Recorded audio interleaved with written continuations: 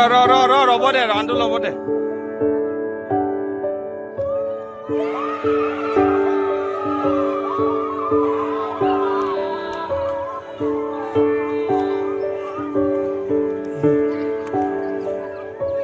আমাৰ যুৱ সমাজ বিভিন্ন নেশাত আসক্ত হৈ আছে, নেশাত পংগু হৈ আছে। ঠিক তেনে সময়ত বিভিন্ন ঘাত প্ৰতিঘাতৰ মাধ্যমেৰেও কংকনদেৱে ইয়াত আমাৰ এই অঞ্চলৰ বিভিন্ন ছাত্ৰ সমাজ, কণ ছাত্ৰ ছাত্ৰী যুৱকসকলক লৈ যি ক্ৰিকেট প্ৰশিক্ষণৰ ব্যৱস্থা কৰিছে।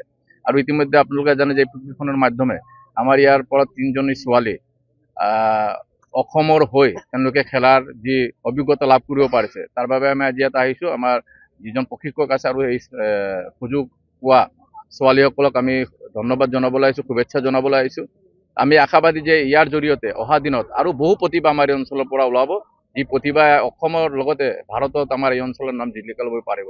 আৰু আমি মুখ্যমন্ত্ৰী মহোদয়কো ধন্যবাদ জনাম যে আমাৰ ইয়াত বিভিন্ন প্ৰতিভা থকাৰ পিছতো আমাৰ আন্তঃগাঁথনিৰ যথেষ্ট অভাৱ আছিলে, ষ্টেডিয়ামৰ যথেষ্ট অভাৱ আছিলে। কিন্তু তেওঁ যোৱা যি মুখ্যমন্ত্ৰী মহাশয়ে ইয়াত ঘোষণা কৰি কৈছিলে যে লংকা আৰু কাকিত এটা পূৰ্ণ পৰ্যায়ৰ ষ্টেডিয়াম দিয়া হ'ব, য'ত বিভিন্ন ধৰণৰ সা সুবিধা থাকিব। আমি আশাবাদী যে অহা দিনত এই ষ্টেডিয়াম হোৱাৰ পিছত এই আমাৰ এই অঞ্চলৰ পৰা বিভিন্ন প্ৰতিভা ওলাই আহিব, যি প্ৰতিভাই আমাৰ এই অঞ্চলৰ লগতে অসমৰ সুনাম বা ভাৰতৰ বুকুত তেওঁলোকে উজ্জ্বল কৰিব পাৰিব। আৰু লগতে মই ইয়াত আৰু যিসকল ছাত্ৰ ছাত্ৰীয়ে প্ৰশিক্ষণ লৈ আছে সকলোকে মই ভগৱানৰ ওচৰত প্ৰাৰ্থনা জনাইছোঁ তেওঁলোকে যাতে ভৱিষ্যতত খেল ধেমালিৰ মাজেৰে নিজৰ নাম উজ্জ্বলাবলৈ পাৰে।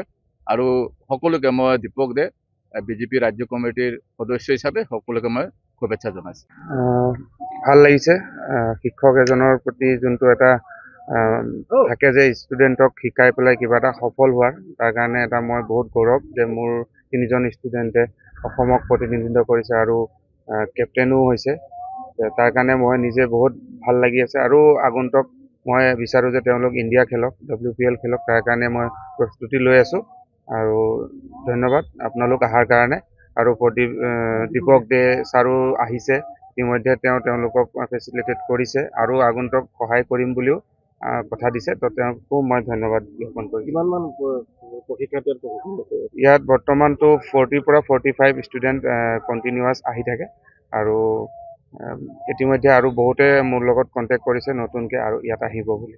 আৰু লগতে মই এটা কথা ক'ব বিচাৰোঁ, ফিল্ডৰ কথাখিনি অলপ কিছুমান প্ৰব্লেম আছে, মই দীপক দে ছাৰৰ লগতো আলোচনা কৰিছোঁ।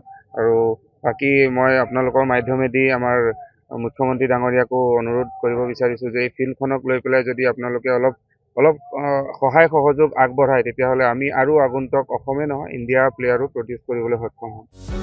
যিকোনো খবৰৰ বাবে যোগাযোগ কৰক আমাৰ এই নম্বৰত 9181 307 2221।